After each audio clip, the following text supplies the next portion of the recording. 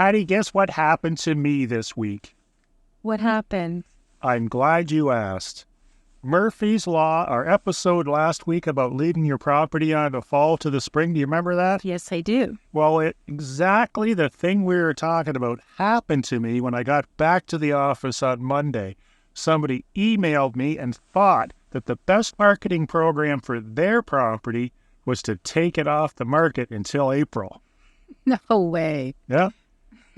So I had to fight with myself and think, what's my response going to be? Well, I didn't have to respond because in her email, she said I already explained my opinion based on my knowledge of why we should just keep it on until it sells. But regardless of that, what does the real estate agent know that has decades of experience and listed thousands of properties? Nothing, apparently.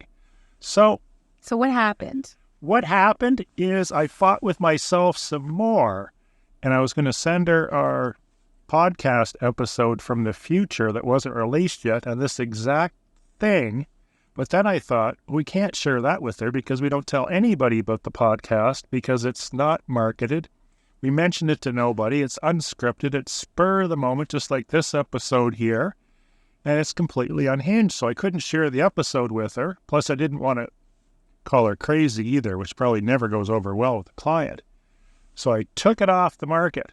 But what it made me do is think, what lesson do I have to learn from this? And what lesson does the consumer or the home or property, in this case, land seller, have to learn? What they need to learn is, and I'm going to use hypothetical numbers, you can't take a property you just bought for $100,000 6 months or a year ago and put it on for $150,000 and expect the phone to be ringing off the hook, inquiries and offers flying and multiple offers and all this activity. It just doesn't work. So the lesson to be learned here is, and this would have happened with me because I always do this home or the land seller, business seller, has to understand what realistically to expect when they list their property. Is it reasonable to think you can buy a property 6 months ago for $100,000, get back in the market 6 months later for $150,000 and you're going to sell it? Not typically. And is the data going to show us this? Because we're data driven, Patty and I. We're not make up stuff from the clouds and all this is going to sell and blinded optimism based on nothing. We look at the facts, and the facts are, even if this person was at market, it could have taken months or years to sell this particular property. So why would you expect it to sell in 6 months? Well, because a lot of times they'll end up saying, because I heard through the rumor mill, they were motivated and that's why I got it at the price. So I got it at a steal of a deal. I got it at underprice. I've heard that. What would you say? What I would say as your listing agent is, do you have some data to back up this story? No, it's just all hearsay. So it's a bunch of nonsense. In your opinion? No, not my opinion at all. I'm looking at the data. Just no different than me holding Facebook stock that's currently selling at $275 a share.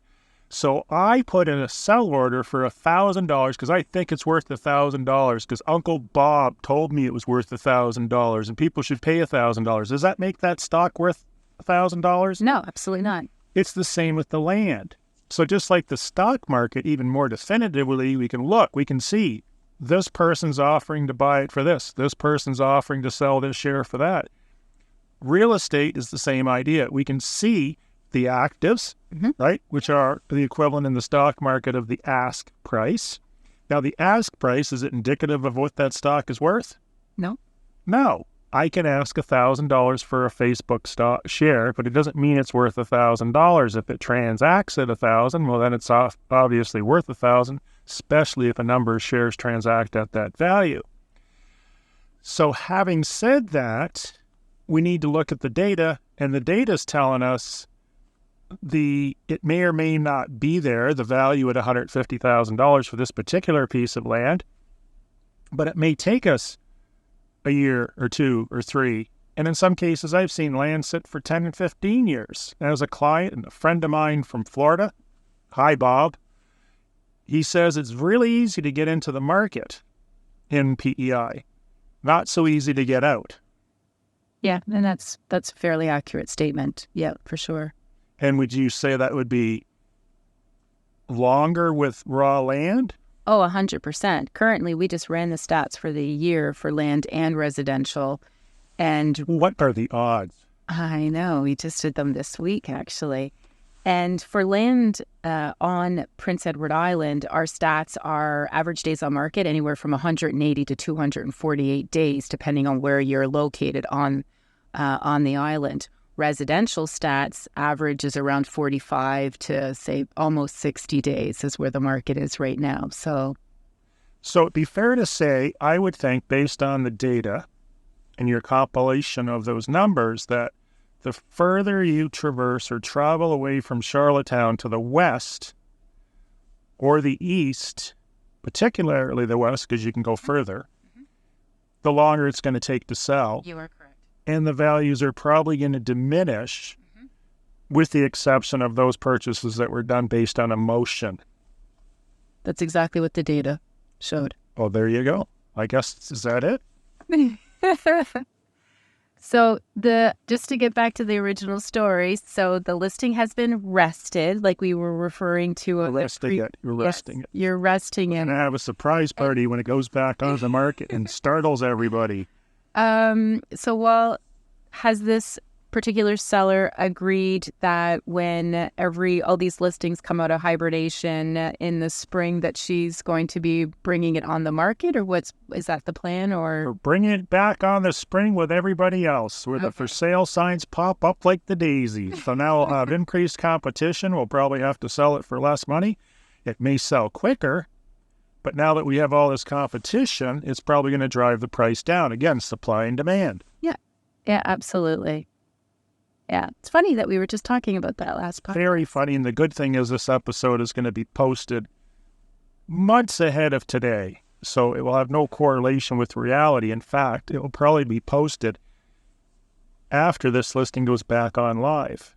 Okay. So we're actually in the future right now. Okay. Ooh. That's a yucky day. Yeah, so it'll be nice when we're in April for March. So that's it for today. Everyone have a great day. Thanks for listening, all 5 of you, 4 of which we sent this podcast to manually. Make sure you send it to Bob. And we'll have to send it to Bob. Bob promptly gets back to me when I send him an email or leave a voicemail, usually within 2 to 2.5 years. So hopefully we'll hear from him soon. Have a great day, everyone. Thanks for listening.